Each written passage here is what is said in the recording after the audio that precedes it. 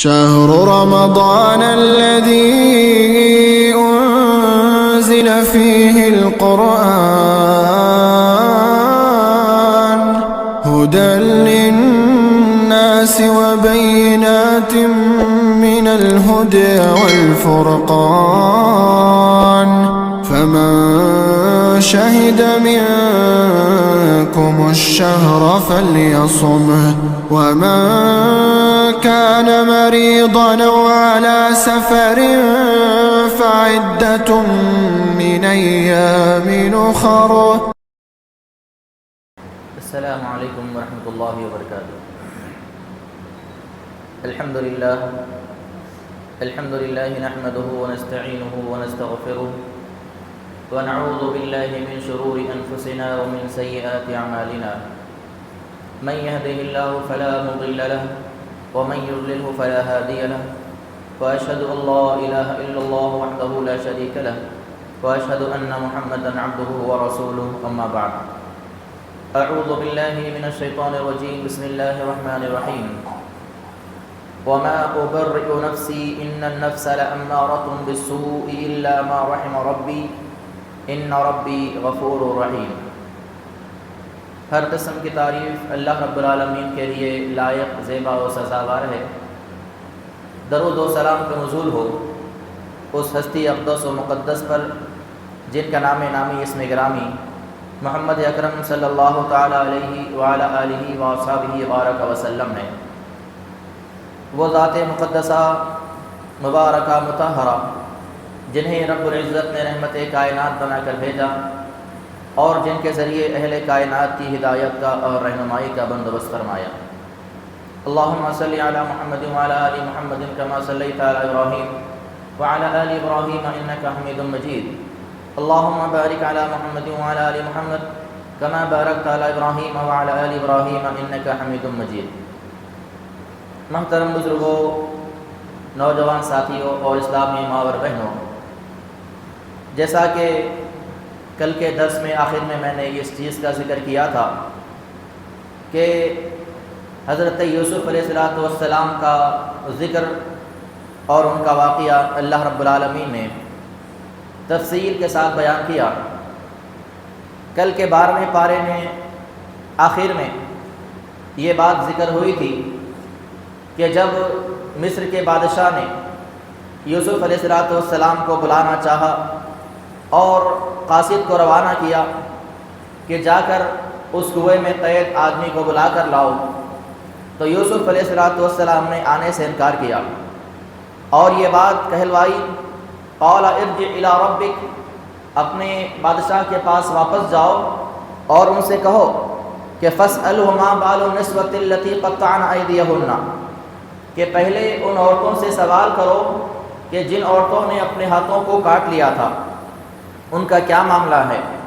پھر بادشاہ نے تمام عورتوں کو اور عزیز مصر کی بیوی کو محل میں طلب کیا. پھر عزیز مصر کی بیوی نے اپنے گناہ کا اعتراف کیا اور کہا کہ ما علمنا علیہ من سوء،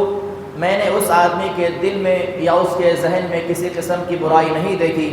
اصل میں نے ہی اس کو بہکایا تھا اور میں ہی خطا کار ہوں اور گنہگار ہوں. پھر یہاں اللہ رب العالمین نے اس بات کا ذکر کیا 13 پارے کے ابتدائی آیت میں وما ابرئ نفسی ان النفس لامارۃ بالسوء الا ما رحم ربی. یوسف علیہ السلام نے جب ان کو یہ بات بتلائی گئی کہ تمام عورتوں نے اور عزیز مصر کی بیوی نے اعتراف گناہ کر لیا ہے، تو انہوں نے اللہ رب العالمین کی تعریف بیان کی اور کہا کہ میں اپنے نفس کی بڑائی بیان نہیں کرتا، میں اپنے نفس کی بڑائی بیان نہیں کرتا، کیونکہ نفس تو جو ہے برائی پر ابھارتا ہے مگر اس آدمی پر جس پہ اللہ تعالیٰ رحم کرے. ما رحم ربی، جس پہ میرا پروردگار رحم کرے. ان ربی غفور رحیم، بے شک میرا پروردگار بخشنے والا اور رحم کرنے والا ہے. نفس کی بنیادی طور پر 3 قسمیں پائی جاتی ہیں. ایک ہے نفس امارہ، دوسرا ہے نفس لوامہ اور تیسرا ہے نفس مطمئنہ. ان تینوں کا تذکرہ اللہ رب العالمین نے قرآن مجید میں کیا ہے. یہاں اللہ رب العالمین نفس امارہ کا ذکر کیا، ایسا نفس جو انسان کو برائی کرنے پر ابھارے اور اس کو آمادہ کرے، اسے نفس امارہ کہتے ہیں. نفس لوامہ کا تذکرہ اللہ رب العالمین نے قرآن مجید میں اگلی آیتوں میں کیا، دوسرے صورتوں کے اندر۔ وہاں نفس لوامہ سے مراد ایسا نفس جو انسان کو ملامت کرتا ہے۔ کسی انسان نے گناہ کر لیا، اس سے غلطی سرزد ہو گئی، اب جو دوسرا نفس اس کے جسم کے اندر پایا جاتا ہے وہ اسے ملامت کرتا ہے کہ تو نے ایسا کر لیا، تجھ سے ایسا گناہ ہو گیا، بار بار اس کو ملامت کرتا اور اس کو یاد دلاتا ہے، تو اسے نفس لوامہ کہا جاتا ہے۔ اور تیسرا جو نفس ہے وہ ہے نفس مطمئنہ، جس کا ذکر اللہ رب العالمین نے سورہ فجر میں کیا، یا ایھا النفس المطمئنہ، اے اطمینان والے نفس۔ یہ نفس مطمئنہ ایمان والوں کو نصیب کیا جاتا ہے۔ تو یہ تین طرح کے انسانوں کے نفس ہوتے ہیں۔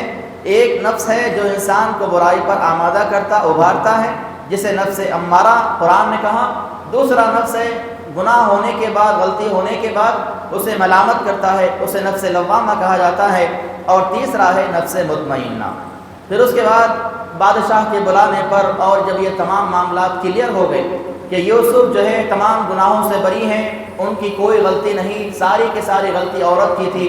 جب یہ ساری باتیں ہو گئی، اس کے بعد یوسف علیہ السلام بادشاہ کے دربار میں آئے، اور آنے کے بعد جو ہے بادشاہ نے کہا کہ میں اس آدمی کو اپنے قریبی لوگوں میں سے بنا دیتا ہوں، اپنے قریبی جو وزراء ہیں، میرے قریب میں رہنے والے جو منسٹرز ہیں، میں اس آدمی کو جو ہے میرے قریب کر دیتا ہوں۔ لدینا مکین امین، میں جو ہے ان کو جو ہے امانت دار بھی سمجھتا ہوں اور محافظ بھی سمجھتا ہوں، لہذا ان کو یوسف علیہ السلام کو بادشاہ نے خزانے کا وزیر بنا دیا،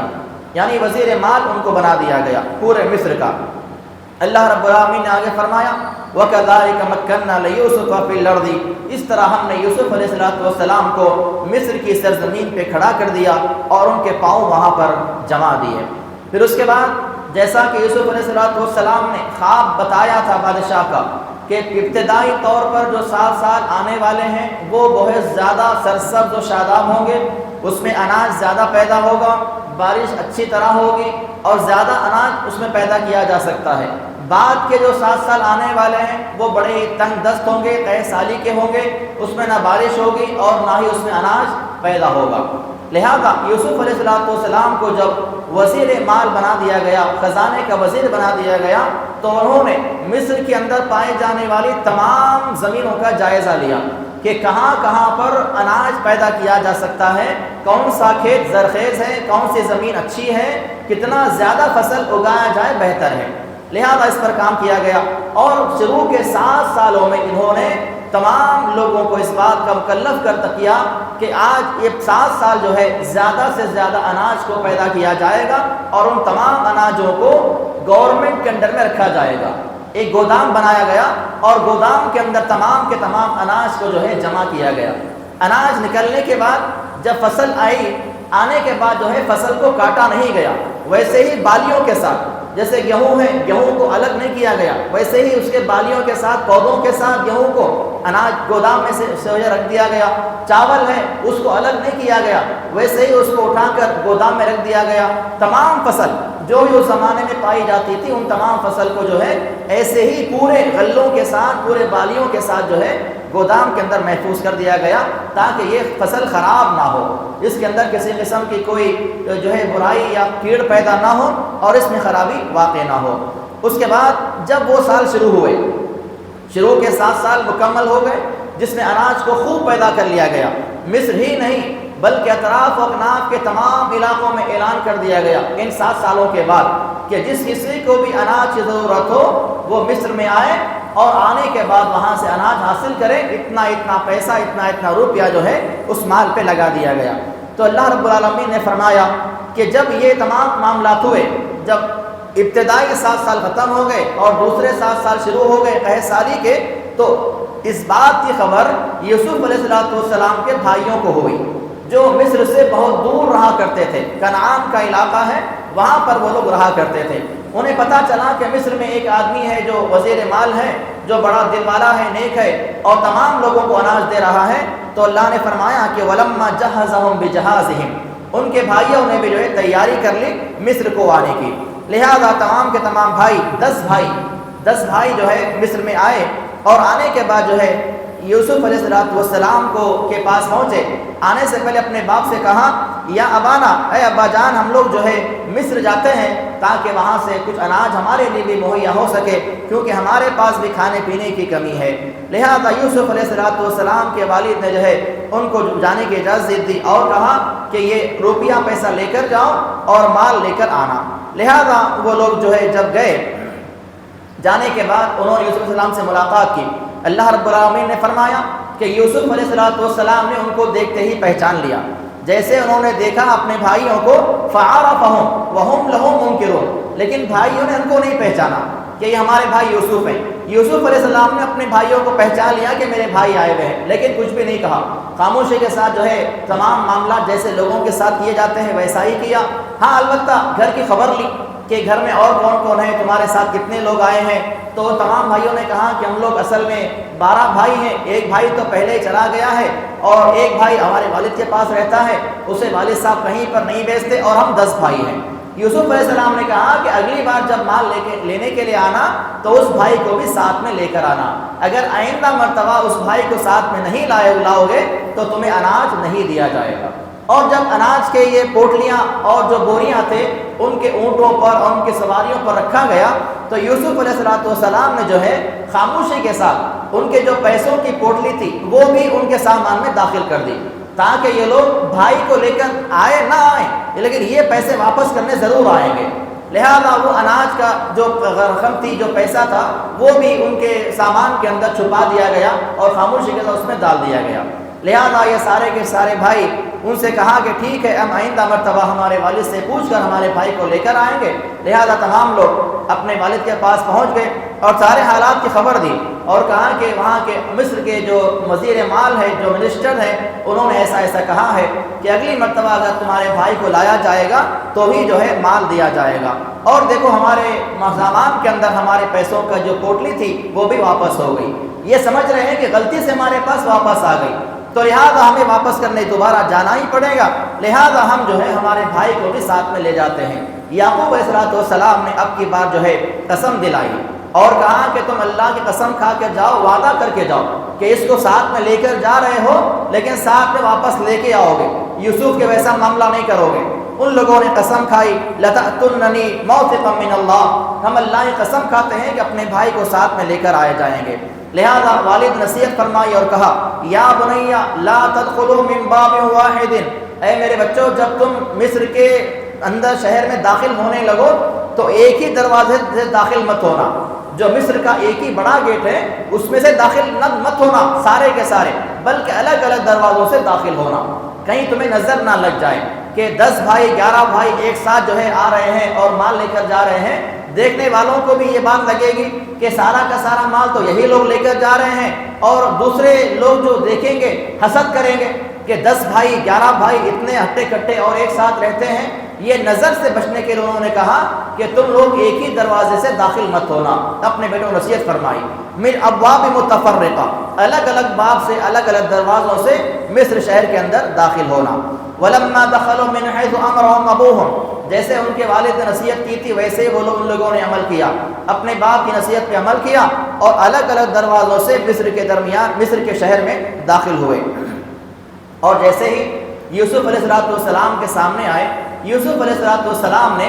اپنے چھوٹے بھائی کو پہچان لیا اور ان کو الگ سے بلا لیا، اور بعض مفسرین نے کہا کہ ان لوگوں کے رہنے کے لیے الگ الگ انتظامات کیے گئے تھے، الگ الگ کمرے ان کو دے دیے گئے تھے، 2 بھائی کو ایک کمرہ، 2 بھائی کو ایک کمرہ، 2 بھائی کو ایک کمرہ، اس طرح سے 10 بھائیوں میں 5 کمرے تقسیم کر دیے گئے۔ ایک بھائی جو بچا ہوا تھا اسے ایک کمرہ یوسف علیہ السلام نے الگ سے دیا، اور اس کمرے میں جا کر انہوں نے ان سے ملاقات کی اور کہا کہ میں تمہارا بھائی یوسف ہوں، اب تمہارے ساتھ جو بھی معاملہ ہونے والا ہے خاموشی کے ساتھ دیکھتے رہنا، میں تمہارے ساتھ جو بھی کروں گا تم کچھ بھی نہیں کہنا، بس خاموشی کے ساتھ دیکھتے رہو۔ اس کے بعد سامان تیار ہوا، 11 بھائیوں کے سامان اناج سب کچھ تیار ہو گیا، پیسے دے دیے۔ جب واپس جانے لگے ان کے سواریاں کو انہوں نے پلٹایا تو اذان ایک آواز دینے والے نے، اللہ نے کہا کہ ثم اذن مؤذن، ایک آواز دینے والے نے آواز لگائی، ایتھا العیر انکم لسارقون، اے لوگو تم کہاں بھاگے جا رہے ہو، تم لوگ تو چور ہو،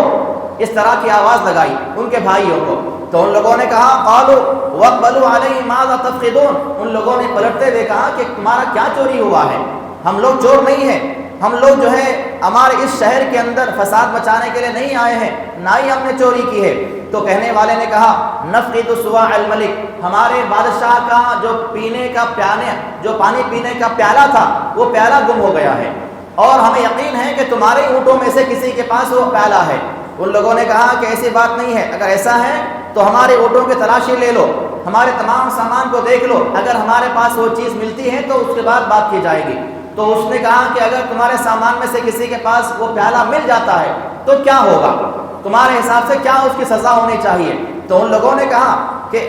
ہمارے شریعت کے مطابق سزا اس کی یہ ہے کہ قالوا جزاؤہ من وجد فی رحلی فہو جزاؤہ، جس کے سامان کے اندر وہ پیالہ ملے گا اس کی سزا یہ ہوگی کہ اسی کو یہاں پر روک لیا جائے گا، اس کو یہاں سے جانے نہیں دیا جائے گا۔ اور یوسف علیہ السلام نے خاموشی کے ساتھ اپنے چھوٹے بھائی کے سامان میں وہ پیالہ چھپا دیا تھا، اپنے خاص وزیروں سے اور مشیروں سے بول کر جو ہے اپنے بھائی کے سامان میں اس پیالے کو چھپا دیا تھا۔ اس کی وجہ یہ تھی کہ مصر کے اندر کوئی بھی آدمی اس وقت تک نہیں رہ سکتا جب تک کہ وہ کوئی جرم نہ کر لے، اگر وہ کوئی جرم کرتا ہے تبھی مصر میں رہنے کی اجازت تھی، اور یوسف علیہ السلام کو اپنے بھائی کو اپنے پاس رکھنا تھا، لہذا انہوں نے اپنے پانی کے پیالے کو جو ہے ان کے بھائی کے سامان میں چھپا دیا، اور اس کے بعد جب سامان کی تلاشی لی گئی تو لہذا یوسف علیہ السلام کے بھائی کے سامان میں وہ پیالہ نکل گیا۔ جیسے ہی وہ پیالہ نکلا وہ لوگ کیا کہنے لگے کہ اس نے چوری کی ہے تو کوئی نئی بات نہیں ہے، ان یسرق فقد سرق اخ له من قبل، اس بھائی نے چوری کی ہے تو کوئی تعجب کی بات نہیں ہے، اس سے پہلے جو اس کا بڑا بھائی تھا وہ بھی چور تھا۔ یوسف علیہ السلام سامنے کھڑے ہوئے ہیں، ان کے سامنے یہ بات کہہ رہے ہیں۔ اللہ نے فرمایا فَأَسَرَّهَا يُوسُفُ فِي نَفْسِهِ، یوسف علیہ السلام نے دل میں مسکرایا، خاموشی کے ساتھ دل میں مسکرایا اور دل میں کہنے لگے کہ انتم شر مکانا، تم لوگ بہت ہی برے لوگ ہو۔ اپنے دل میں یہ بات کہی کہ اپنے اس بڑے بھائی پر چوری کا الزام لگاتے اسے بھی چور کہتے ہو، لہذا یہ معاملہ ہوا۔ اب جیسا کہ انہوں نے کہا تھا کہ جس کے سامان میں وہ پیالہ ملے گا اسے روک لیا جائے گا، لہذا مصر کے قانون کے مطابق یوسف علیہ السلام کے بھائی بنیامین کو مصر میں اب رکنا تھا، لیکن اب بھائی لوگ کیا کرنے لگے، وہ لوگ جو ہے رونے لگے، کہنے لگے یا ایھا العزیز ان لہ ابا شیخا کبیرا فخذ احدنا مکانا انا نراک من المحسنین، اے عزیز مصر، اے مصر کے بادشاہ، ہم آپ کو جو ہے بڑا اچھا مانتے ہیں، آپ کو بڑا نیک سمجھتے ہیں، آپ جو ہے اس بھائی کے بدلے میں ہم میں سے کسی کو بھی رکھ لو، ہم 10 بھائی تیار ہیں، ہم میں سے کسی کو بھی اس بھائی کے بدلے رکھ لو، لیکن اس کو چھوڑ دو، کیونکہ ہم نے اپنے باپ سے وعدہ کر کے ہم جس کو لائے ہیں اور ہمارے باپ بہت بوڑھے ہو چکے ہیں، ان آبانا شیخا کبیرا، ہمارے باپ بہت بوڑھے ہو چکے ہیں، پہلے ایک بھائی کا غم وہ برداشت نہیں کر رہے ہیں، اب یہ دوسرا بھی چلا جائے گا تو وہ اس کا غم برداشت نہیں کر پائیں گے، لہذا اس کو چھوڑ دو، اس کے جگہ پہ کسی اور کو آپ رکھ لو۔ حضور صلی اللہ علیہ وسلم نے فرمایا کہ معاذ اللہ، اللہ کی پناہ، ایسا کیسے ہو سکتا ہے، چوری جس نے کی ہے اسی کو سزا ملے گی، کسی اور کو سزا دوں یہ بات مناسب نہیں ہے۔ لہذا وہ لوگ جو ہے اب مصر کے دروازوں سے باہر آ گئے، فلما استيئسوا منه خلصوا نجيا، ان کے ساری امیدیں جو ہے ختم ہو گئی، وہ لوگ جتنی آرزو کرنا تھا، جتنا جو ہے ان کو ریکویسٹ کرنا تھا کر لیے، ساری چیزیں ہو گئی، اب کوئی مسئلہ حل نہیں ہونے والا ہے۔ تو ان 10 بھائیوں میں سے جو بڑا بھائی تھا، قال کبیرهم، جو بڑا بھائی تھا اس نے کہا اب میں اپنے والد کے سامنے آنے کی میرے پاس ہمت نہیں ہے، تم لوگ جاؤ اور جو کچھ بھی معاملہ ہوا ہے جا کے بیان کر دو، تمہارے ساتھ جو ہے اس قافلے کے لوگ بھی رہیں گے، وہ لوگ بھی گواہی دیں گے کہ یوسف کے بھائی بنیامین نے چوری کی ہے، اور تم بھی کہنا اپنے والد سے، لیکن میں جو ہے وہاں پر نہیں آ سکتا، اب اپنے والد کا چہرہ میں نہیں دیکھ سکتا، اس کی ہمت میرے پاس نہیں ہے، اور میں یہاں پر رہ کر بنیامین کی آزادی کی کوشش کرتا رہتا ہوں۔ لہذا اس نے جو ہے اپنے تمام بھائیوں کو بھیج دیا، وہ سارے کے سارے بھائی اپنے والد کے پاس آئے اور یعقوب علیہ السلام سے کہا کہ اے ابا جان، آپ کے بیٹے نے چوری کی تھی، لہذا اس کو وہاں کے قانون کے مطابق روک لیا گیا۔ یعقوب علیہ السلام نے فرمایا بل سولت لکم انفسکم امرا، اب پھر سے تم نے ایک نئی کہانی بنا دی ہے، جیسے تم نے یوسف کو جو ہے کھو دیا، اس کو ختم کر دیا، تم اس بھائی کو بھی جو ہے ختم کر کے آ گئے، اور ایک نئی کہانی بنا کر میرے سامنے پیش کر رہے ہو۔ فصبر جمیل، اب میرے پاس جو ہے صبر کرنے کے علاوہ کوئی چارہ نہیں ہے۔ اسأل اللہ ان یاتینی بہم جمیعا، مجھے اللہ تعالیٰ سے امید ہے کہ اللہ تعالیٰ تمام بھائیوں کو ایک ساتھ جمع کرے گا۔ جو بڑا بھائی مصر میں رک گیا ہے وہ بھی آئے گا، یوسف بھی ملے گا اور بنیامین بھی ملے گا، مجھے اللہ سے امید ہے۔ یہ انہوں نے کہا اور جو ہے خاموش ہو گئے اور آنکھوں سے آنسو بہانے لگے۔ اتنے آنسو بہائے یوسف علیہ السلام کی یاد میں کہ ان کی آنکھوں کی بینائی چلے گئی، روتے روتے ان کی بینائی چلے گئی، وہ نابینا ہو گئے۔ اس کے بعد ادھر معاملہ یہ ہوا کہ بڑا بھائی پھر سے دوبارہ مصر میں داخل ہوا اور قسمیں دینے لگا اور کہنے لگا کہ ہم جو ہے تمہیں اپنے والد کا واسطہ دیتے ہیں، ہمارے والد بوڑھے ہو چکے ہیں، لہذا اپنے بھائی کو ہم لے جانا چاہتے ہیں۔ تمام باتیں جب کی تو یوسف علیہ السلام نے اس بھائی سے کہا کہ کیا تم جانتے ہو کہ تم نے تمہارے بھائی یوسف کے ساتھ کیا کیا؟ هل علمتم ما فعلتم بیوسف واخیہ، کیا تمہیں یہ بات معلوم ہے کہ تمہارے بھائی یوسف کے ساتھ اور اس کے بھائی بنیامین کے ساتھ تم نے کیا معاملہ کیا ہے؟ تمہیں معلوم ہے؟ جیسا ہی یہ بات کہی یوسف علیہ السلام کا جو بڑا بھائی تھا پریشان ہو گیا، حیران ہو گیا، کیونکہ وہ جو کارنامہ ہوا تھا ان بھائیوں کے علاوہ دنیا میں کوئی نہیں جانتا تھا۔ جیسا یوسف علیہ السلام نے ان کا نام لیا کہ تم نے یوسف کے ساتھ کیا کیا تھا تم جانتے ہو، یہ کہنے کے ساتھ ہی وہ لوگ سمجھ گئے کہ یہ یوسف ہی ہے۔ سوال کرنے لگے اَأَنَّكَ لَأَنْتَ یوسف، کیا تم یوسف ہو؟ انہوں نے کہا کہ ہاں انا یوسف وہذا اخی، میں یوسف ہوں اور یہ میرا بھائی ہے۔ لقد من اللہ علینا، اللہ نے ہم دونوں پہ احسان کیا، یہ اللہ کی مہربانی ہے۔ اس کے بعد اللہ رب العالمین نے فرمایا کہ جب ان لوگوں نے جو ہے یوسف علیہ السلام سے معافی مانگی تمام بھائیوں نے، تو فرمایا لا تثریب علیکم اليوم، میں تم پر کسی قسم کا کوئی مواخذہ نہیں کروں گا، تم تمام کو میں آزاد چھوڑ دیتا ہوں اور میں تمہارے حق میں جو ہے اللہ سے دعا کرتا ہوں۔ اور کہا کہ یہ میری قمیص ہے، یہ میرا کرتا ہے، لے کر جاؤ اور میرے والد کے چہرے پر ڈال دینا، جو ان کی بینائی چلی گئی ہے میرے غم میں روتے روتے وہ بینائی واپس آ جائے گی۔ اب یہاں پر معاملہ دیکھیے، یوسف علیہ السلام نے اپنی قمیص دی، مصر سے وہ قمیص لے کر وہ بھائی روانہ ہوئے اور کنعان کو آنا ہے، اتنا دور کا فاصلہ، کئی میل کلومیٹر کا فاصلہ ہے۔ وہاں سے یوسف علیہ السلام کے کرتے کی خوشبو یعقوب علیہ السلام کو پہنچ گئی، اور یہاں پر کنعان میں جب ان کے بھائیوں نے ان کو کنویں میں ڈالا، اسی مقام پر ہیں، اسی شہر میں ہیں، اسی علاقے کے آس پاس میں ہے وہ کنواں، اتنے قریب میں بیٹا کنویں پڑا ہوا ہے اور یعقوب علیہ السلام کو اس بات کی اطلاع نہیں ہے، اور وہاں مصر سے ابھی صرف کرتا نکلا ہے،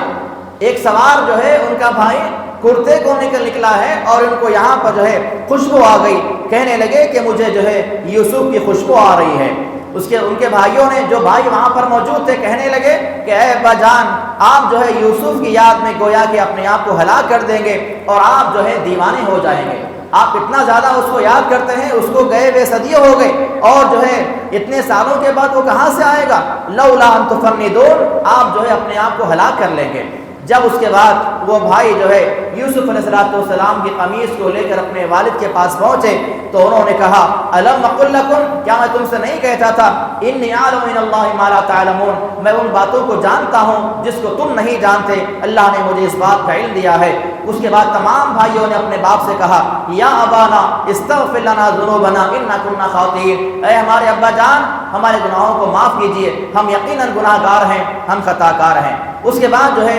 تمام کا تمام قافلہ یوسف علیہ السلام کے 10 بھائی، اس کے بعد ان کے والد، ان کے والدہ، سارے کے سارے جو ہے مصر کی طرف روانہ ہو گئے، اور مصر پہنچنے کے بعد جو ہے اللہ رب العالمین نے فرمایا کہ یوسف علیہ السلام جو ہے تخت پر بیٹھے ہوئے ہیں اور ان کے 11 بھائیوں نے، ان کے والد نے اور ان کے والدہ نے ان کو سجدہ کیا۔ یہ اس سے خواب کی تعبیر تھی جو بچپن میں دیکھا تھا کہ 11 ستارے، سورج اور چاند سجدہ کر رہے ہیں، یہ تعبیر اس وقت پوری ہوئی۔ 11 بھائیوں نے سجدہ کیا اور یوسف علیہ السلام کے باپ نے اور ان کی والدہ نے ان کو سجدہ کیا۔ یہ سجدہ جو ہے تعظیمی تھا اور ان کی شریعت میں یہ سجدہ کرنا جائز تھا، ہماری شریعت میں ایسا سجدہ کرنا جائز نہیں ہے۔ تعظیمی سجدہ کرنا بھی، ادب کے لحاظ سے سجدہ کرنا بھی جائز نہیں ہے، اللہ کے علاوہ کسی کے سامنے جھکنا، سجدہ کرنا ہماری شریعت میں اللہ تعالیٰ نے منع کر دیا ہے۔ اس کے بعد جو ہے اللہ رب العالمین نے بیان فرمایا کہ ہمارے بھائیوں کے درمیان میں اور ہمارے درمیان میں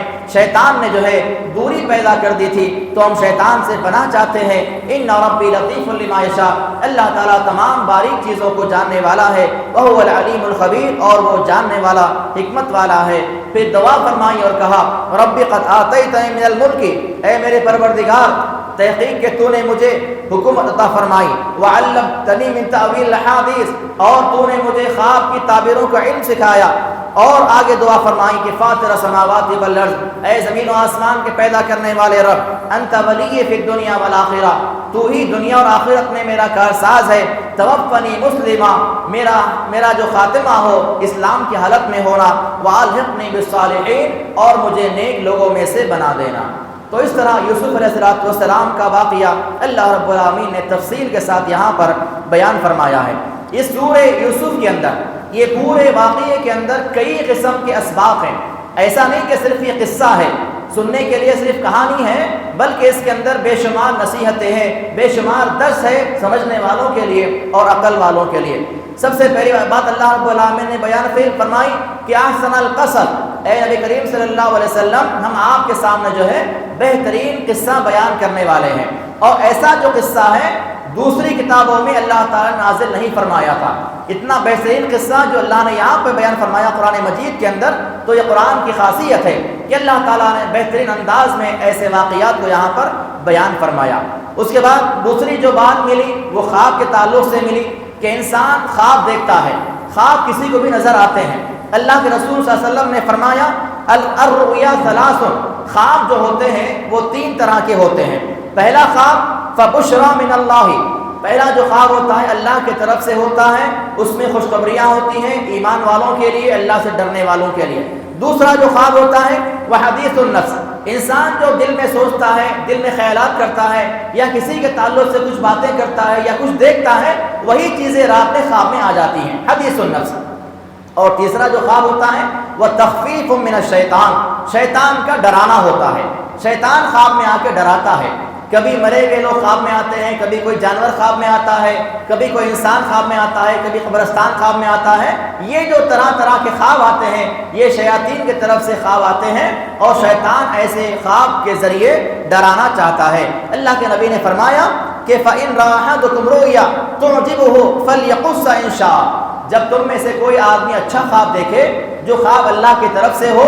ایسا اچھا خواب دیکھے تو اگر کسی کو بیان کرنا چاہے تو کر سکتا ہے۔ لیکن اگر وَإِن رَأَى شَيْئًا يَكْرَهُ، لیکن اگر برا خواب دیکھے، جو خواب شیطان کی طرف سے ہے، ایسا برا خواب اگر دیکھے تو کسی سے بھی وہ خواب بیان نہ کرے۔ جیسا کہ اللہ کے اس پیغمبر نے یعقوب علیہ السلام اپنے بھائیوں سے کہا تھا کہ اپنے خواب کو بھائیوں سے بیان مت کرنا، تو اللہ کے رسول نے فرمایا کہ جب برا خواب تم میں سے کوئی دیکھے تو اس خواب کو کسی سے بھی بیان مت کرنا، اور اس خواب کو زائل کرنے کی کوشش کرنا۔ تم نے جو بھی خواب دیکھا ہے، اگر برا خواب نظر آیا تو یا تو فوری اٹھ کے 2 رکعت نماز پڑھ لینا، یا اگر نماز پڑھنے کی طاقت نہیں ہے، سکت نہیں، یا نہیں پڑھ سکتے، تو کم سے کم جو ہے برا خواب دیکھنے کے بعد فوری بات جو ہے کروٹ بدل لینا، جس کروٹ پہ ہے کروٹ بدل دینا، اور اپنے بائیں طرف 3 مرتبہ تھوک دینا۔ اس طرح کرنے سے جو ہے اس خواب کا اثر زائل ہو جاتا ہے۔ اگر ایسا نہیں کیا تو اس خواب کے اندر جو چیزیں ہو رہی ہیں، برے خواب کے اندر وہ چیزیں حقیقت میں واقع ہوتی ہیں۔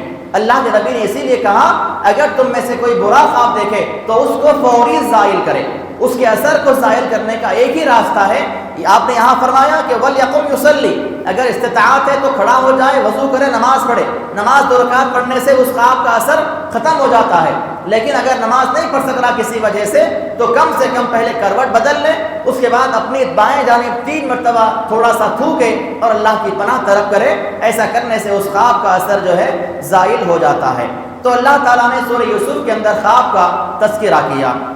اس کے بعد جو اس کے اندر دوسری بات بیان ہوگی جو نصیحت کے طور پر ہے وہ یہ ہے کہ اپنے خواب جو ہے کسی بھی ایسے ویسے آدمی کو بیان نہیں کرنا چاہیے، چاہے اچھے خواب ہوں چاہے برے خواب ہوں۔ برے خواب تو بیان کرنا ہی نہیں ہے، اچھے خواب بھی جو ہے کسی ایسے ویسے آدمی کو جو ہم سے جلنے والے ہیں، دشمنی کرنے والے ہیں، ایسے لوگوں سے خوابوں کو بیان نہیں کرنا چاہیے۔ اسی کے ساتھ ساتھ اس میں یہ بات معلوم ہوتی ہے ایک یہ بھی کہ حسد جو ہے کسی کے دل میں پیدا ہو سکتا ہے، حسد جلن کسی کے بھی دل میں پیدا ہو سکتا ہے۔ حالانکہ وہاں پر وہ لوگ بھائی تھے،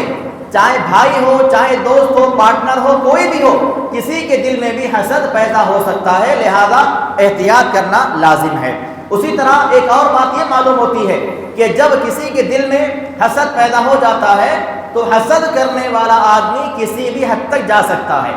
چاہے وہ جادو کا معاملہ اس پہ کر دے، چاہے وہ نظر اس پہ کروا دے یا اس کو نقصان پہنچا دے، کچھ بھی کر سکتا ہے۔ جس آدمی کو کسی کے تعلق سے حسد پیدا ہو جائے تو حسد کی بنیاد پر وہ آدمی اس کے ساتھ کچھ بھی معاملہ کر سکتا ہے، جیسا کہ یوسف علیہ السلام کے بھائیوں نے اپنے سگے بھائی کو قتل کرنا چاہا۔ حسد کی بنیاد پر آج کتنے ایسے معاملات ہمارے سامنے آتے ہیں، حسد صرف جلن کی بنیاد پر لوگ جو ہے جادو کرواتے ہیں، جبکہ یہ بات جانتے ہیں کہ جادو کروانا اتنا بڑا گناہ ہے، ایسا کرنے والا سیدھا جہنم میں داخل کیا جاتا ہے، لیکن وہاں کی کوئی پرواہ نہیں ہے، جہنم میں جانا منظور ہے، لیکن دنیا کے اندر حسد کی بنیاد پر اس حد تک بھی آگے بڑھ جاتے ہیں۔ تو سورہ یوسف کے اندر اس بات کی نصیحت ہے کہ حسد کرنے والوں سے بچے، اور حسد کرنے والا کسی حد تک بھی جا سکتا ہے۔ حسد سے بچنے کا راستہ کیا ہے؟ دعائیں ہیں، جو صبح و شام کے اذکار ہیں، ان دعاؤں کی پابندی کرنا ہے، اور ان دعاؤں کا اہتمام کرنے سے حسد سے جو ہے بچ سکتے ہیں، اور ہر قسم کے شر سے، فساد سے ہم محفوظ رہ سکتے ہیں۔ اس سورہ شریفہ کے اندر ایک بات یہ بھی معلوم ہوتی ہے کہ کبھی کبھی حالات ایسے آ جاتے ہیں کہ مارنے والے خود محافظ بن جاتے ہیں، ارادہ کر کے آتے ہیں مارنے کا، لیکن بعد میں جو ہے اسی مارنے والے شخص کو یا جس کو مارنے کا پلان کر کے آئے تھے اس کے محافظ بن جاتے ہیں۔ جیسا اللہ نے فرمایا کہ جب ان کے بھائیوں نے آپس میں کہا کہ یوسف کو قتل کر دو، تو انہی بھائیوں میں سے ایک بھائی نے کہا کہ لا تقتلوا یوسف کو قتل مت کرو، بلکہ وَأَلْقُوهُ فِي غَيَابَتِ الْجُبِّ، بلکہ اس کو جو ہے کسی کنویں کے اندر داخل کر دو۔ تو کبھی ایسے حالات بھی زندگی میں آتے ہیں کہ مارنے والے بھی محافظ بن جاتے ہیں اور اس آدمی کی حفاظت کر لی جاتی ہے۔ اسی کے ساتھ ساتھ ایک بات اس کے اندر یہ معلوم ہوتی ہے کہ اللہ تعالیٰ کے جو نیک بندے ہیں، اللہ تعالیٰ سے ڈرنے والے، اللہ کے احکامات کی پابندی کرنے والے، ایسے لوگوں کو اللہ تعالیٰ جو ہے پہلے ہی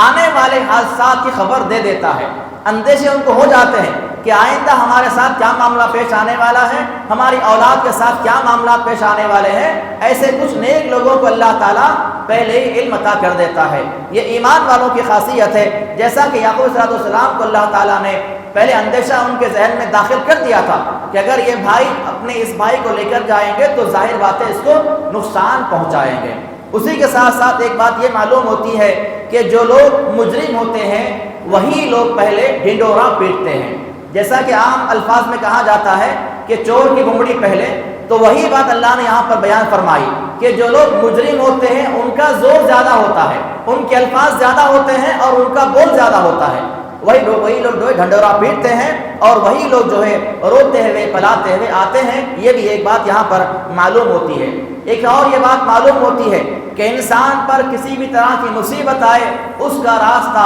صبر ہے۔ انسان اگر صبر کرے تو اس صبر کا جو پھل ہے اللہ تعالیٰ کی بارگاہ میں بہت ہی بہترین انداز سے اس کو دیا جاتا ہے۔ ساتھ ہی ساتھ اللہ رب العالمین نے سورہ شریفہ کے اندر اس بات کا ذکر کیا، اور یہ بات معلوم ہوتی ہے کہ بعض دنیا کے اندر ایسے لوگ ہوتے ہیں جن کی دنیا والوں کے درمیان میں قدر نہیں ہوتی، دنیا والے قدر ان کی نہیں کرتے، لیکن اللہ کی بارگاہ میں ان کی بڑی قدر ہوتی ہے، اور اللہ تعالیٰ ان کو ایک مقام عطا فرماتا ہے، ان کو اللہ تعالیٰ ایک مرتبہ عطا فرماتا ہے۔ پھر آگے اللہ تعالیٰ نے جس بات کا تذکرہ کیا ان باتوں میں یہ بات معلوم ہوتی ہے کہ یوسف علیہ السلام جو ہے بہت زیادہ خوبصورت تھے، حسین و جمیل تھے، اور احادیث میں آتا ہے کہ جتنے انبیاء دنیا میں گزرے ہیں سارے کے سارے خوبصورت تھے، کوئی نبی بصورت پیدا نہیں کیا گیا، سارے کے سارے انبیاء اللہ کے پیغمبر بڑے خوبصورت تھے اور دیکھنے والوں کے لیے دلکش تھے۔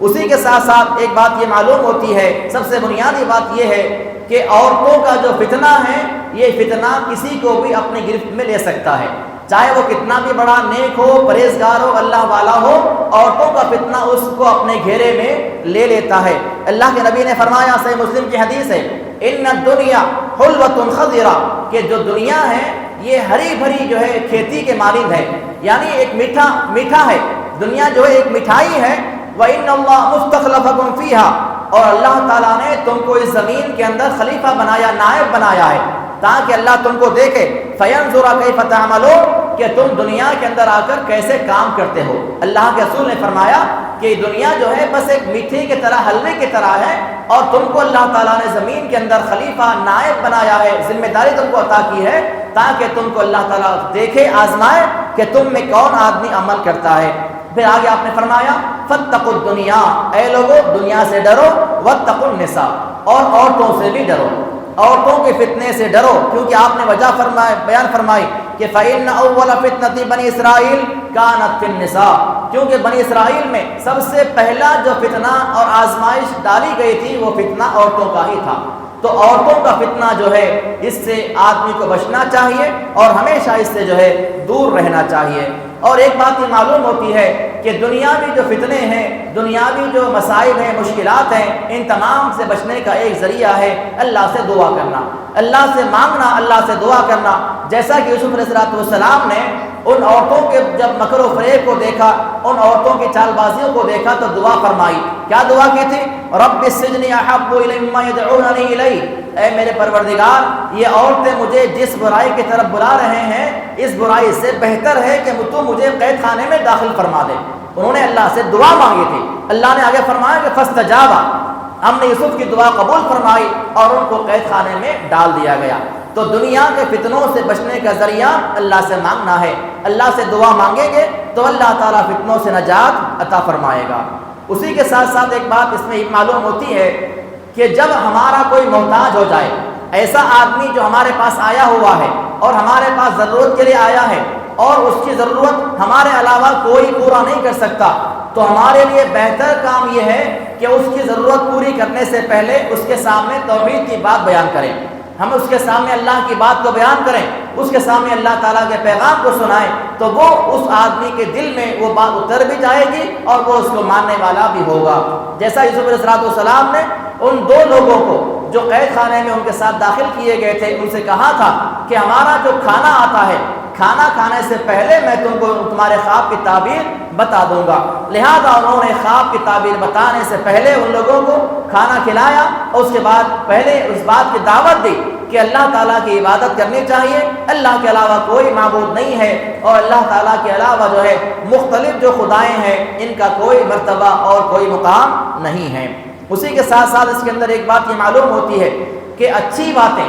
چاہے وہ قرآن مجید کی آیات یاد کرنے کی باتیں ہوں، ذکر و اذکار یاد کرنے کی باتیں ہوں، اللہ اس کے رسول کی باتیں ہوں، جتنی اچھی باتیں ہیں شیطان ان باتوں کو بھلا دیتا ہے۔ شیطان کا کام ہی یہ ہے کہ انسان کے ذہن سے اچھی باتوں کو بھلا دیتا ہے اور بری باتوں کو وہ یاد رکھواتا ہے۔ بری باتیں ہم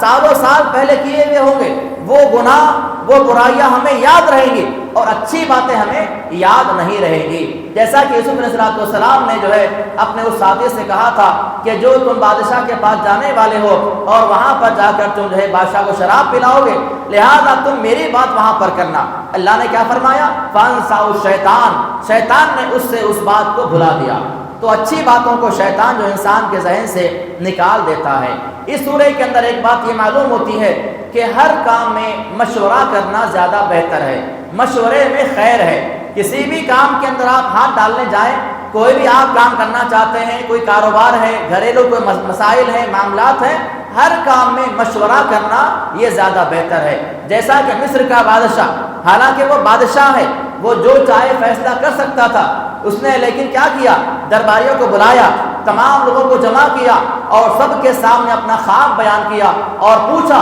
کہ تم میں سے کوئی خواب کی تعبیر جانتا ہے تو بتاؤ۔ اس مشورے کا فائدہ کیا ہوا؟ اس آدمی کو وہ بات یاد آ گئی، اس نے خواب کی تعبیر لا کے سنا دی اور جو ہے مصر جو شہر تھا وہ قحط ساری سے بچ گیا اور وہاں کے لوگ جو ہے بھوکے مرنے سے بچ گئے۔ تو مشورے کے اندر خیر ہے اور اس میں بہت زیادہ بھلائی ہے۔ اسی کے ساتھ ساتھ یہ بات معلوم ہوئی اس سورے کے اندر کہ انسان کا نفس ہے جس کا کام ہی یہ ہے کہ وہ برائی پر لوگوں کو ابھارتا ہے، مگر وہ آدمی جس پہ اللہ رحم کرے وہ آدمی جو ہے برائی سے بچ سکتا ہے۔ اسی کے ساتھ ساتھ اس بات کا بھی اس میں سبق ملا کہ ہمیشہ حکومتیں عہدہ ایسے آدمی کو دینا چاہیے جو اس کا اہل ہو، جو نااہل ہو، جو نالائق ہو، ایسے لوگوں کو کبھی بھی عہدہ نہیں دینا چاہیے۔ اس بادشاہ نے دیکھا کہ یوسف جو ہے اس عہدے کے لیے بہترین ہیں، اس کے اہل ہیں، ان کو عہدہ دیا جائے گا تو ملک میں امن بھی ہوگا، لوگوں کی مصیبتیں دور بھی ہوں گی، لہذا اس نے تمام چیزوں کا جائزہ لیا اور یوسف علیہ السلام کو عہدہ عطا کیا۔ آج ہمارے پاس جو امت کا بیڑا غرق ہے اس کی وجہ کیا ہے؟ سارے کے سارے لوگ نااہل ہیں، سارے کے سارے لوگ جاہل ہیں، نہ جن کو دین کے بارے میں معلوم، نہ جن کو قرآن پڑھنا آتا ہے، نہ نماز کے بارے میں طریقے معلوم ہیں، نہ وضو کی سنتیں معلوم ہیں۔ ایسے لوگ بڑے بڑے عہدوں پہ بیٹھے ہوئے ہیں، اور اللہ کے نبی نے فرمایا تھا قیامت کے علامات میں سے کہ اذا اسجد الامر الی غیر اہلہ فانتظر الساعہ، جب قیامت کے قریب یہ معاملہ ہوگا کہ جب عہدہ جو ہے ایسے آدمی کے درمیان میں دیا جائے گا یا اس کو سونپا جائے گا جو اس کا اہل نہیں ہوگا، تو تم قیامت کا انتظار کرو۔ اور آج آپ دیکھ لیں، دلی سے لے کر گلی تک سارے معاملات ایسے ہی ہیں، کوئی بھی آدمی ایسا نہیں ہے جو علم والا ہو۔ جہاں علم والے لوگ ہیں ان کے اندر دنیا کی لالچ، مال کی حرص، لوگوں کے درمیان آ کر لوگوں کے مال کو غصب کرنا، کیسے مالوں کو لوٹنا، یہی ذہنیں چل رہی ہے، جس کی وجہ سے آج جو ہے کوئی کام نہیں ہو رہا ہے، دین کا کام پورا کا پورا ٹھپ پڑا ہوا ہے۔ تو اس سورے کے اندر سب سے بڑا درس اور نصیحت یہ ملی کہ ہمیشہ عہدہ جو ہے ایسے لوگوں کو دینا چاہیے جو عہدے کے اہل ہوں۔ نااہل لوگوں کو اگر دیا جائے گا، جاہلوں کو عہدہ دیا جائے گا تو پھر جو ہے اس کا فائدہ نہیں ہوگا بلکہ نقصان ہی اٹھانا پڑے گا۔ اس کے علاوہ ایک اور بات یہ معلوم ہوتی ہے کہ جو مومن ہوتا ہے، مومن کی نظر، مومن کی عقل بہت زیادہ تیز ہوتی ہے غیر ایمان والے کے مقابلے میں۔ جو غیر ایمان والے ہوتے ہیں اور جو توحید پر قائم نہیں ہوتے ہیں، جو بدعتی ہوتے ہیں، خرافات رسم و رواج میں پڑے ہوئے ہوتے ہیں، ایسے لوگوں کی عقل معروف ہو جاتی ہے اور ان کے مقابلے میں جو ہے ایمان والوں کی نظریں بہت زیادہ تیز ہوتی ہے۔ جیسا کہ یوسف علیہ السلام کے بھائیوں نے ان کو نہیں پہچانا، لیکن یوسف علیہ السلام نے اپنے بھائیوں کو پہچان لیا کہ یہ ہمارے بھائی ہیں، اور وہ ان کے سامنے آ کر کھڑے ہوئے۔ اسی کے ساتھ ساتھ یہاں پر ایک بات یہ معلوم ہوتی ہے کہ نظر بد کا لگنا حق ہے، کسی کو بھی نظر لگ سکتی ہے۔ اللہ کے نبی نے فرمایا کہ العین حق، نظر کا لگنا حق ہے، لہذا صبح و شام کے اذکار سکھائے گئے، سورہ فلق، سورہ ناس، یہ دعائیں نظر کے بد کے بچنے کے لیے ہیں۔ اسی طرح اعیذ بکلمات اللہ التامہ من کل شیطان وہامہ ومن کل عین لامہ، یہ نظر بد کی خاص دعا سکھائی گئی ہے۔ نظر کسی کو بھی ہو سکتی ہے، چاہے چھوٹے بچے ہوں، چاہے بڑے آدمی ہوں، بوڑھے ہوں، عورتیں ہوں، مرد ہوں، کسی کو بھی نظر لگ سکتی ہے۔ اور نظر کسی کے بھی ہو سکتی ہے، انسانوں کی ہو سکتی ہے، جنات کی ہو سکتی ہے، شیاطین کی نظر بھی ہو سکتی ہے۔ اور نظر توڑنے کا ایک راستہ ایک یہ بھی ہے، اگر آپ کو معلوم ہے کہ فلاں آدمی کی نظر لگی ہے، اللہ کے نبی نے فرمایا، صحیح مسلم کی حدیث ہے کہ اس آدمی سے وضو کروائیں یا غسل کروائیں۔ جس آدمی کے بارے میں آپ جانتے ہیں کہ میں اس کے پاس گیا تھا، اس کی نظر لگی ہوگی، تو اس سے آپ کہیں کہ آپ غسل کریں، اور اس کے وضو کیے ہوئے یا غسل کیے ہوئے پانی سے آپ غسل کر لیں۔ جس کو نظر لگی اس کے اگر جسم پہ اور سر پہ وہ پانی بہا دیا جائے گا تو اس سے نظر کا بھی خاتمہ ہو جائے گا۔ تو یہاں پر نظر کے تعلق سے بات اس لیے آئی کہ یعقوب السلام نے کہا تھا کہ اے میرے بچوں، اپنے دروازے میں سے، مصر کے گیٹ میں سے ایک ساتھ داخل نہیں ہونا، کیونکہ نظر کا لگنے کا جو ہے معاملہ ہو سکتا ہے۔ اسی طرح یہاں پر ایک بات یہ بھی معلوم ہوتی ہے کہ جن کو اللہ تعالیٰ نے عہدہ عطا کیا ہے، اگر اپنے عہدے کا جائز طور پر استعمال کرتے ہیں تو ان کا استعمال کرنا جائز ہے۔ جیسا کہ یوسف علیہ السلام نے اپنے بھائی بنیامین کے سامان کے اندر اپنا پیالہ چھپا دیا تھا، اپنے عہدے کا استعمال کیا تھا، لیکن ایسا نہ ہو اپنے عہدے کے استعمال میں کسی کی دل آزاری ہوتی ہو، کسی کا حق مارا جاتا ہو، یہ چیزیں نہ ہو۔ اگر کسی کو تکلیف دیے بغیر اپنے عہدے کا استعمال انسان کرتا ہے تو اس صورت میں جو ہے اجازت ہے اور ایسا کیا جا سکتا ہے۔ ساتھ ہی ساتھ اس سورے کے اندر جو ایک اور سبق ملا وہ یہ ملا کہ اولاد کے لیے، اولاد جو ہے ماں باپ کے لیے بہت زیادہ قیمتی سرمایہ ہے، اور اولاد کا غم، اولاد کی جدائی ماں باپ برداشت نہیں کر سکتے ہیں، لیکن ایسے معاملات میں بھی اگر ماں باپ صبر سے کام لیتے ہیں تو ایسے لوگوں کے اللہ کے پاس جنت کا وعدہ ہے۔ جیسا کہ اللہ کے نبی نے فرمایا، جس بندے کی میں سب سے قیمتی چیز لے لیتا ہوں، جب کسی انسان کے بیٹے کی یا بیٹی کی موت ہوتی ہے، جب فرشتے اللہ کے دربار میں جاتے ہیں روح قبض کرنے کے بعد، اللہ ان سے سوال کرتا ہے کہ میرے بندے کو تم کس حال میں چھوڑ کر آئے، کیونکہ میں نے اس کی قیمتی چیز اپنے پاس لے لی ہے۔ فرشتے گواہی دیتے ہیں کہ اے اللہ تیرا بندہ تیری تعریف کر رہا تھا، اس کی زبان پہ شکایات نہیں تھے، وہ تیری بڑائی بیان کر رہا تھا۔ تو اللہ کہتا ہے کہ اے فرشتوں تم گواہ رہنا، میں اپنے بندے کے لیے جنت میں گھر تعمیر کروں گا اور اس گھر کا نام میں بیت الحمد رکھوں گا۔ تو اولاد اگر کسی کے کھو جاتے ہیں یا کسی وجہ سے انتقال کر جاتے ہیں تو اللہ تعالیٰ کے جو ہے اللہ رب العالمین نے اس بات کا درس دیا ہے کہ ایسے عالم میں انسان صبر کا دامن تھامے رہے، جس کی وجہ سے دنیا کے اندر اس کے لیے کامیابی ہوگی اور آخرت میں اس کا مقام جنت ہوگا۔ اسی طرح سورہ یوسف کے اندر ایک بات یہ معلوم ہوئی کہ انسانوں کو چاہیے، ایمان والوں کو خاص طور پر اس بات کا جو ہے فکر کرنی چاہیے کہ ہم ہر معاملے میں آخر حد تک کوشش کرتے رہیں۔ ایسا نہ ہو کہ کچھ حد تک کوشش کریں، بعد میں اللہ کے رحمت سے مایوس ہو جائیں، کیونکہ یعقوب علیہ السلام نے کہا تھا اپنے بھائیوں سے کہ اے میرے بیٹو تم جو ہے جاؤ، اور مجھے یقین ہے کہ میرے تینوں بیٹے میرے پاس واپس آ جائیں گے۔ انہو لا یأسوا من روح اللہ، کیونکہ اللہ کے رحمت سے نا امید مت ہونا، کہ انسان کو آخر حد تک کوشش کرنی چاہیے، کبھی بھی اللہ کے رحمت سے نا امید نہیں ہونا چاہیے۔ اسی کے ساتھ ساتھ یہ بات معلوم ہوتی ہے کہ اگر اللہ تعالیٰ نے ہمیں اقتدار دیا ہے، ہمیں اللہ نے عہدہ دیا ہے، ہمیں اللہ نے بڑا بنایا ہے، تو ہمارے جو ماتحتین ہیں ان کے گناہوں کو، ان کی غلطیوں کو معاف بھی کرنا چاہیے۔ معافی کا جذبہ ہمارے دلوں میں ہونا چاہیے۔ ہم کو اللہ نے مقام عطا کیا ہے، ہم اپنے چھوٹے لوگوں کو معاف کرتے جائیں، جیسا کہ یوسف علیہ السلام نے اپنے تمام بھائیوں کو معاف کر دیا اور کہا لا تثریب علیکم الیوم، آج تم پر کسی قسم کی کوئی گرفت نہیں کی جائے گی۔ اور یہی جملہ اللہ کے نبی صلی اللہ علیہ وسلم نے فتح مکہ کے وقت فرمایا تھا۔ فتح مکہ کے وقت جو ہے تمام مشرکین مکہ کے بڑے بڑے قریش کے سردار جنہوں نے آپ کے ساتھ زیادتیاں کی، آپ کو ظلم کیے، آپ کو ستایا، آپ کو مارا، فتح مکہ کے دن سارے کے سارے میدان میں کھڑے ہوئے ہیں، کعبے کے سامنے سر جھکائے کھڑے ہوئے ہیں۔ اللہ کے نبی نے اعلان کیا اور کہا لا تثریب علیکم الیوم، آج تم تمام کو معاف کر دیا جاتا ہے، اذهبوا انتم الطلقاء، جاؤ تم سب کے سب آزاد ہو۔ تو اللہ تعالیٰ کا اگر ہم پر کرم یہ ہوا کہ ہمیں اللہ تعالیٰ نے اقتدار سے نوازا ہے تو اپنے ماتحتین کے ساتھ جو ہے رحم و کرم کا رویہ اختیار کرنا چاہیے اور ان کو ان کے گناہوں کو معاف بھی کرنا چاہیے۔ اسی کے ساتھ ساتھ اس سورہ کے اندر یہ بات معلوم ہوتی ہے کہ اللہ رب العالمین جو ہے جب کسی نبی کو، چاہے کوئی نبی ہو چاہے ولی ہو، اللہ تعالیٰ جب کسی کو کوئی بات بتلانا چاہتا ہے تبھی اس بندے کو وہ بات معلوم ہوتی ہے۔ جب تک اللہ تعالیٰ بتلانا نہ چاہے نہ کوئی نبی اللہ کی بات کو جان سکتا ہے، نہ کوئی ولی جان سکتا ہے، نہ کوئی پیر جان سکتا ہے، نہ کوئی عام انسان اس بات کو جان سکتا ہے۔ اس کی دلیل یہ ہے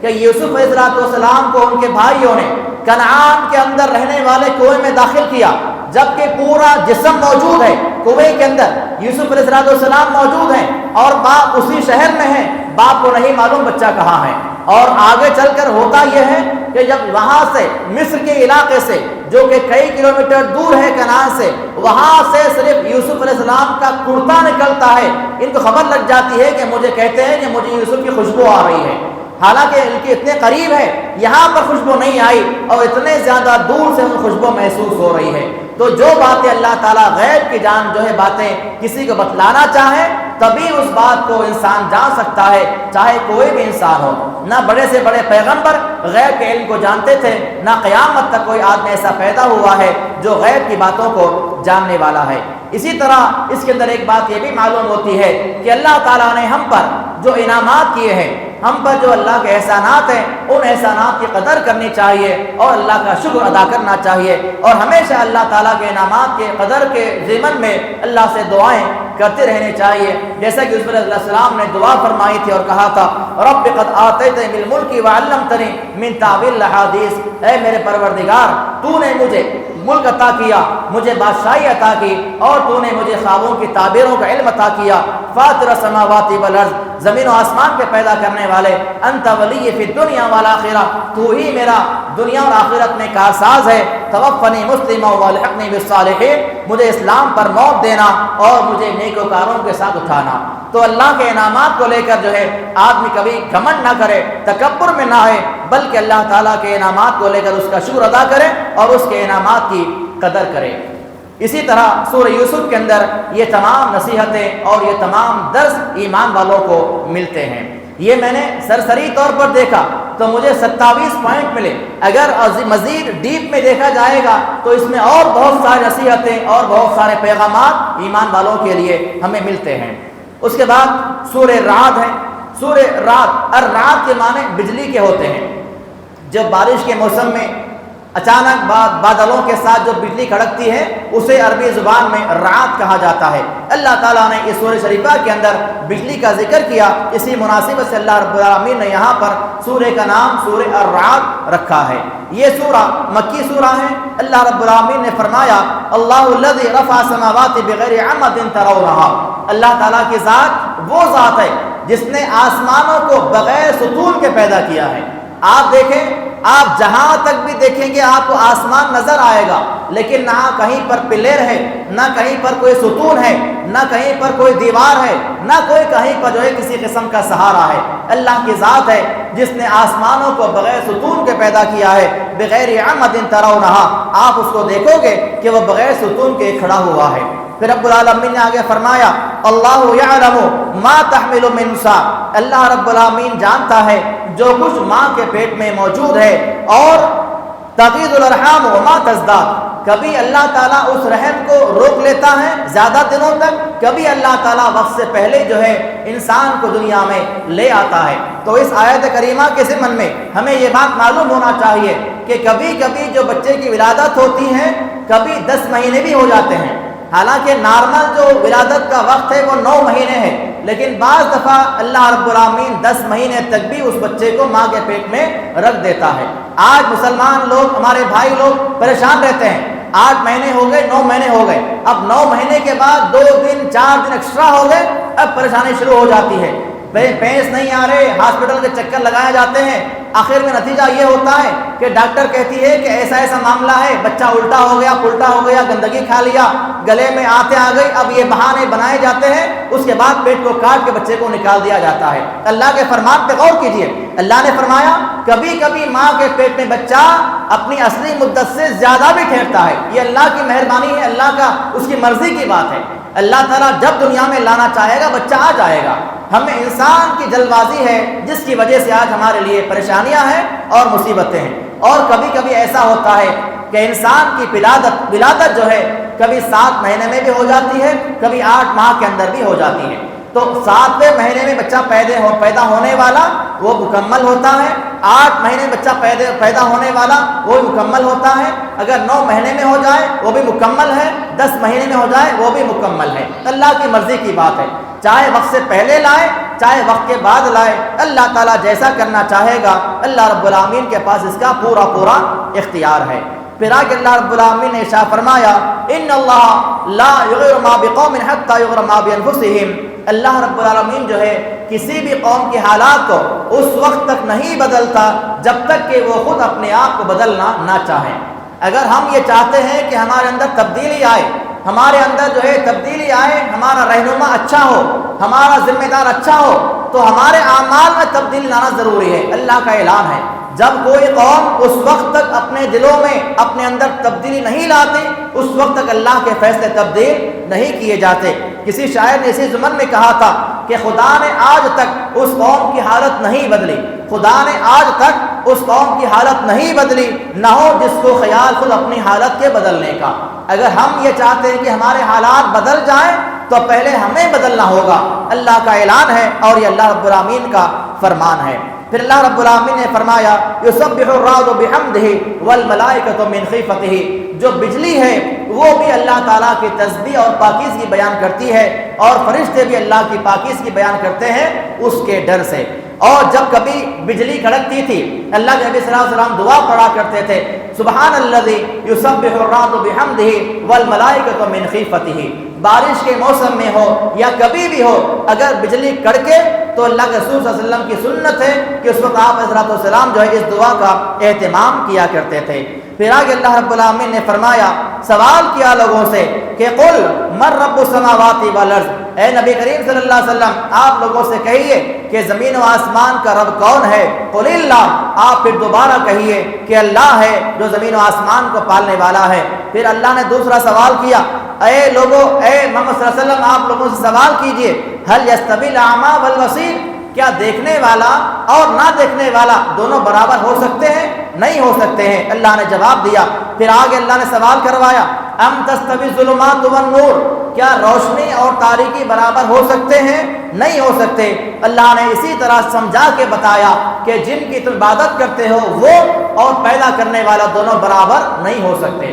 اللہ تعالیٰ ساری کائنات کو پیدا کرنے والا ہے، اور تم جس کی عبادت کرتے ہو وہ خود اللہ، ان کو خود اللہ نے پیدا کیا ہے۔ تو جو مخلوق ہے اور جو خالق ہے یہ دونوں برابر نہیں ہو سکتے۔ جیسے دن اور رات برابر نہیں ہو سکتے، دیکھنے والا اور اندھا دونوں برابر نہیں ہو سکتے، ایسا ہی معاملہ خالق اور مخلوق کا ہے۔ جو پیدا کرنے والا ہے اور جو پیدا ہوئے ہیں یہ دونوں برابر نہیں ہو سکتے۔ پھر اللہ رب العالمین نے آگے فرمایا کہ الذین آمنوا، جو لوگ ایمان لائے ہیں، وتطمئن قلوبهم بذکر اللہ، ان کے دلوں کو اللہ کے ذکر سے اطمینان نصیب ہوتا ہے۔ الا بذکر اللہ تطمئن القلوب، لوگوں خبردار ہو جاؤ، دلوں کا اطمینان چاہتے ہو تو اللہ کو یاد کیا کرو، اللہ کے یاد کے علاوہ دلوں کو اطمینان نصیب نہیں ہوا کرتا۔ اس کے بعد سورہ ابراہیم کی تلاوت کی جاتی ہے۔ سورہ ابراہیم اللہ رب العالمین نے سورہ شریفہ کے اندر ابراہیم صلی اللہ علیہ وسلم کے واقعات کو بیان کیا، اور ان کے کعبۃ اللہ بنانے کے اللہ تعالیٰ نے یہاں پر بات کی، اور ان کی دعاؤں کو اللہ نے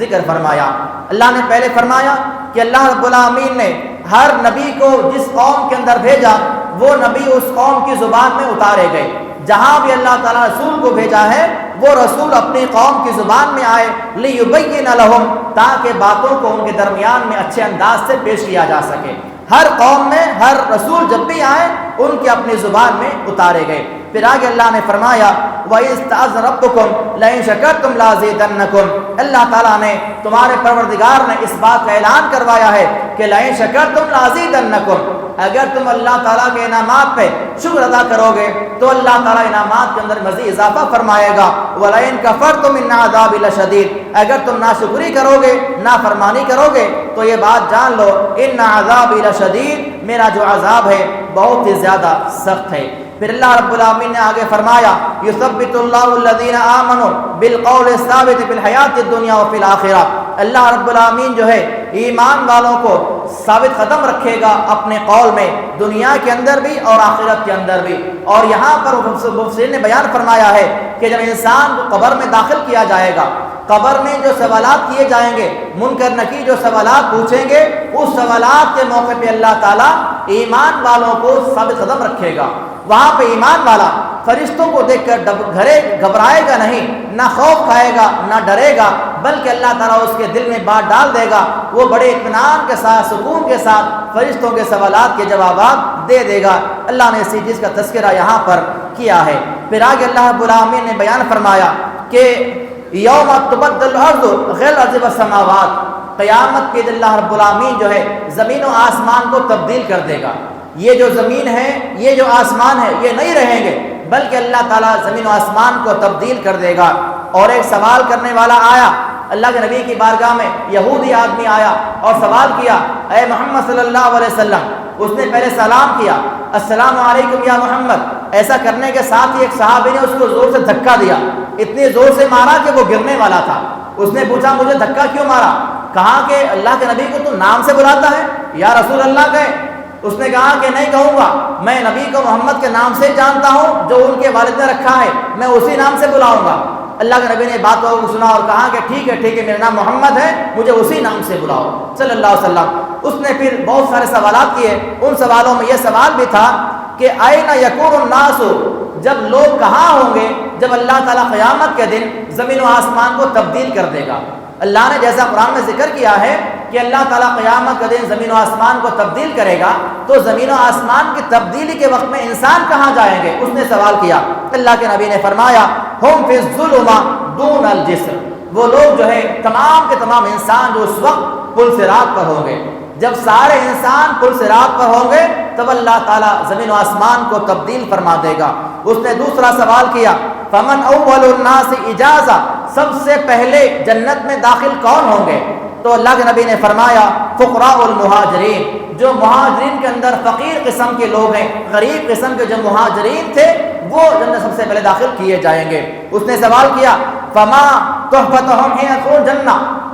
جب لوگ جنت داخل کیے جائیں گے تو تو سب سے پہلے ان کو کیا تحفہ دیا جائے گا؟ اللہ کے رسول نے فرمایا کہ سب سے پہلے اللہ رب العالمین جو ہے زیادت کبد النون، اللہ تعالیٰ ان کو جو ہے مچھلی کی کلیجی کھلائے گا۔ سب سے پہلی غذا ان کی یہ ہوگی کہ اللہ ان کو جو ہے مچھلی کلیجی وہاں پر کھلائے گا۔ تو اللہ تعالیٰ نے یہاں پر بیان کیا کہ اللہ رب العالمین قیامت کے دن جو ہے زمین و آسمان کو تبدیل کرے گا، اور زمین و آسمان کی تبدیلی کے وقت سارے کے سارے انسان پل صراط پر ہوں گے۔ اللہ تعالیٰ نے اس طرح 13ویں پارے کے اندر سورہ رات کا بھی ذکر اس کے اندر کیا، اسی طرح سورہ ابراہیم بھی یہاں پر جو ہے مکمل طور پر بیان کر دیا گیا۔ اللہ سے دعا ہے کہ اللہ تعالیٰ جو کچھ بھی کہا گیا ہے کہنے والے کو سننے والوں کو ان باتوں پر عمل کرنے کی توفیق عطا فرمائے۔ اللہ تعالیٰ ہمیں ہر لحاظ سے ہر معاملے میں اللہ تعالیٰ کی شکر ادا کرنے والا بنا دے، اور ہر قسم کی ناشکری کے